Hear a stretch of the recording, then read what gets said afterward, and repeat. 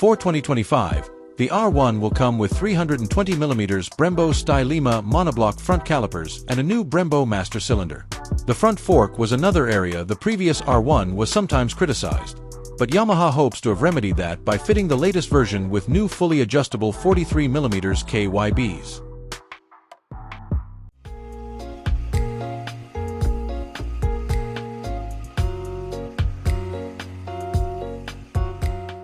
Visually, the most notable difference is the new carbon fiber aerodynamic winglets. The R1 was one of the last superbikes to hold out against the onslaught of winglets. I'm not a big fan of winglets on street bikes visually, but you can't fight the tide. And if the R1 has to get them, I think these look pretty decent. But, of course, winglets aren't intended to be a purely visual feature.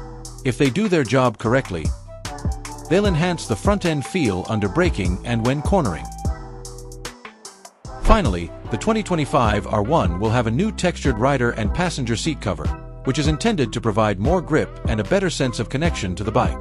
Apart from these features, the rest of the bike seems to be largely the same as the 2024 model. The price has gotten a $600 hike, meaning the 2025 R1 starts at $18,999. The latest R1M takes everything the standard R1 has and then throws lashings of carbon fiber on top, starting with its full carbon fiber bodywork. This makes the body visually integrate with the carbon fiber winglets more seamlessly than the standard R1, in my opinion. This model also receives a new seat cover texture, but apart from this, seems to remain largely unchanged.